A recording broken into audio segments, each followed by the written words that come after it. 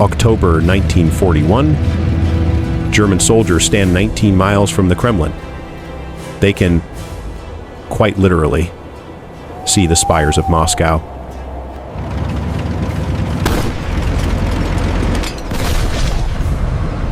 The Wehrmacht is invincible. It has conquered Europe. It has shattered the Red Army. The war is one final push from being over. But they were stopped. This is not just another battle. This is the story of the first time the Blitzkrieg was defeated. This is the story of the moment. The myth of German invincibility. Died in the snow. The autumn of 1941. Operation Barbarossa, Hitler's invasion of the Soviet Union, had been a success beyond imagination. For 4 months, the German Wehrmacht had annihilated one Red Army front after another, in colossal battles of encirclement. Millions of Soviet soldiers were killed or captured. The panzer divisions of Guderian and Hoth seemed unstoppable. By October, Commander! The Germans stood at the gates of Moscow. Hitler believed that one final shattering push was all that was needed. If the capital fell, the Soviet state would fracture and collapse. He called it Operation Typhoon. The objective was simple: encircle and seize Moscow before the infamous Russian winter could arrive. Army Group Center, the most powerful single military formation ever assembled, was unleashed. Over 1.8 million men, 1,700 tanks, mostly Panzer IIIs and short-barreled Panzer IVs, and 14,000 artillery pieces moved forward. Facing them, the Red Army was on the verge of disintegration, but Stalin, refusing to evacuate, issued a brutal Move out! For the motherland! order, not one step back. For Stalin!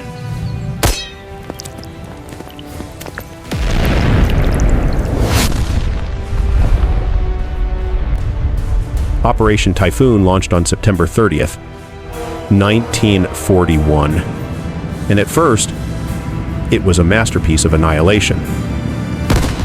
This was Blitzkrieg in its purest, most terrifying form. German armored spearheads shattered the Soviet defenses. At Vyazma and Bryansk, the Wehrmacht executed a vast double encirclement, capturing another 660,000 Red Army soldiers.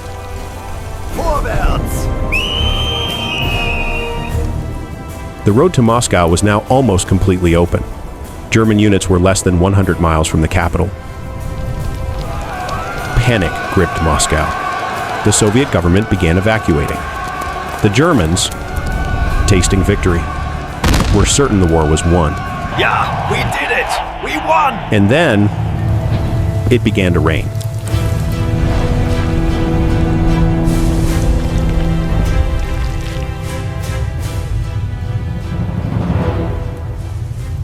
This was not normal rain.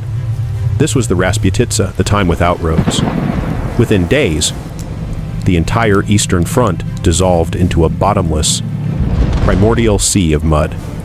The Blitzkrieg, an engine built on speed, was brought to a total grinding halt. Paved roads vanished. The Panzer tanks, with their narrow tracks designed for European roads, were swallowed by the muck. Trucks, horses, artillery, all of it sank. German divisions, now measured in mud per hour, could advance only a few miles a day. Logistics collapsed. Fuel and ammunition could not reach the front. Push! Push! Come on! While Army Group Center was drowning in the mud, the Soviets were given the one thing they desperately needed: time. Under the command of a brilliant, ruthless general named Georgy Zhukov, they frantically built new defensive lines. They threw everything into the fight: citizen militia battalions armed only with rifles, schoolgirls digging anti-tank ditches, and, most critically, they began the secret transfer of elite divisions from Siberia.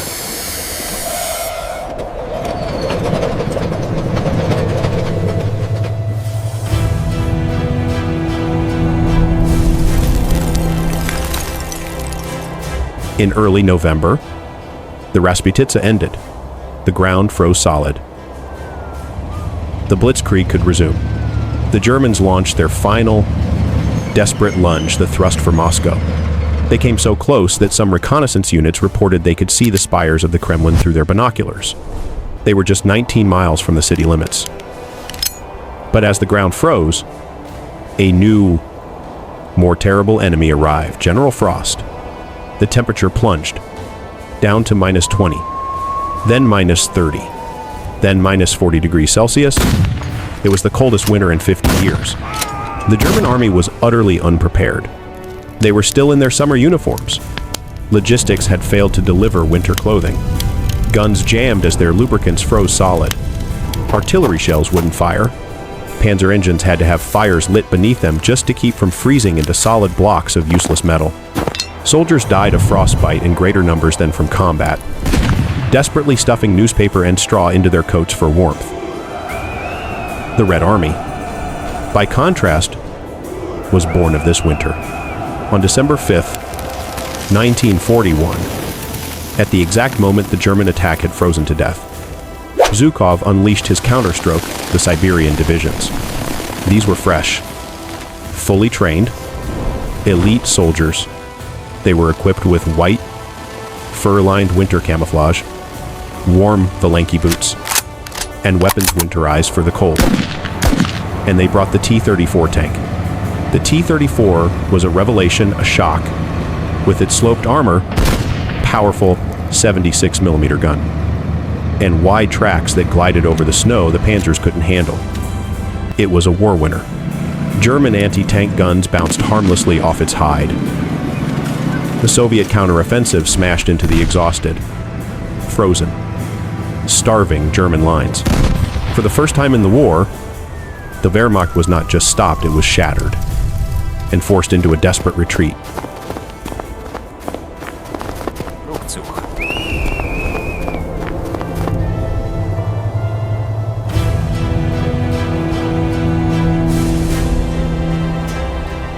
Hitler, in a rage, We're losing! We're losing! You must hold the line! Do not fail me! fired his top commanders, including Guderian, and took personal command of the army.